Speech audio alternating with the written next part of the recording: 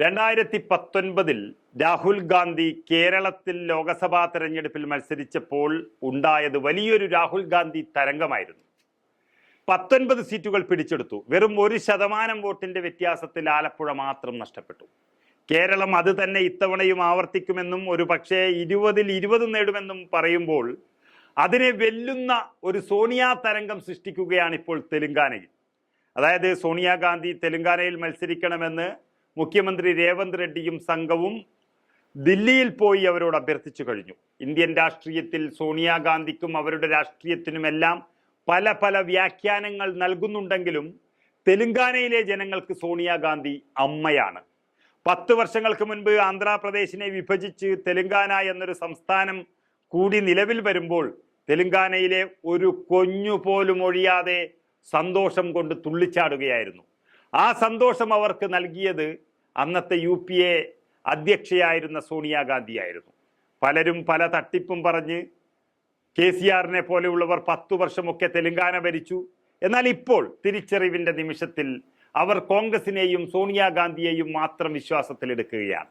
അങ്ങനെ ഒരു സാഹചര്യത്തിൽ തെലുങ്കാനയിലെ ഏതെങ്കിലും ഒരു മണ്ഡലത്തിൽ സോണിയാഗാന്ധി എത്തിയാൽ സംസ്ഥാനത്തെ ആകെയുള്ള 17 സീറ്റുകളും തൂത്തുവാരാൻ കഴിയുമെന്നാണ് കോൺഗ്രസ് കണക്കുകൂട്ടുന്നത്. സോണിയാഗാന്ധി തെലുങ്കാനയിൽ നിന്ന് മത്സരിക്കണമെന്ന് ആവശ്യപ്പെട്ടുകൊണ്ട് പാർട്ടിയുടെ സംസ്ഥാന ഘടകം പ്രമേയം പാസാക്കിയതായി രേവന്ത് റെഡ്ഡി സോണിയാഗാന്ധിയെ അറിയിച്ചിരിക്കുന്നു. ഉപമുഖ്യമന്ത്രി മല്ലു ഭട്ടി വിക്രമാർക്ക, അതുപോലെ സംസ്ഥാന റവന്യൂ മന്ത്രി പൊങ്കുലേട്ടി ശ്രീനിവാസ് റെഡ്ഡി എന്നിവരോടൊപ്പം സോണിയാഗാന്ധിയെ കണ്ടത് രേവന്ത് റെഡ്ഡി ഇക്കാര്യം അറിയിക്കാനായിരുന്നു. തെലുങ്കാനയ്ക്ക് സംസ്ഥാന പദവി നൽകിയ സോണിയാഗാന്ധിയെ ജനങ്ങൾ അമ്മയായാണ് കാണുന്നതെന്നും ആ ജനങ്ങളുടെ അഭ്യർത്ഥന മാനിച്ചുകൊണ്ട് തെലുങ്കാനയിൽ മത്സരിക്കണമെന്നായിരുന്നു രേവന്ത് റെഡ്ഡി അഭ്യർത്ഥിച്ചിരിക്കുന്നത്.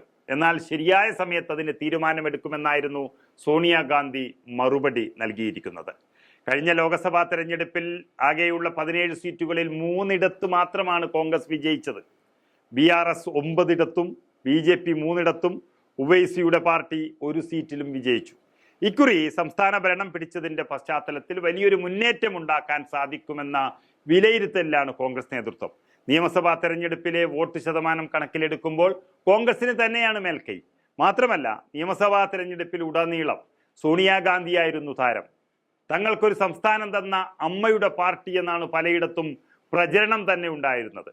നിലവിലെ സിറ്റിംഗ് MP റായ്ബറേലിയിൽ മത്സരിക്കില്ല എന്നുള്ള വാർത്തകൾ വരുമ്പോൾ അങ്ങനെ ഒരു സാഹചര്യത്തിൽ തെലുങ്കാനയിലെ കോൺഗ്രസ് മുന്നേറ്റത്തെ തീപിടിപ്പിക്കാൻ സോണിയാഗാന്ധിക്ക് കഴിയുമെന്നാണ് സംസ്ഥാന കോൺഗ്രസ് ഉറപ്പിച്ചിരിക്കുന്നത്. തെലുങ്കാനയിലെ കമ്മത്ത് സീറ്റിൽ സോണിയയെ മത്സരിപ്പിക്കാനാണ് കോൺഗ്രസ് നീക്കങ്ങൾ നടത്തുന്നത്.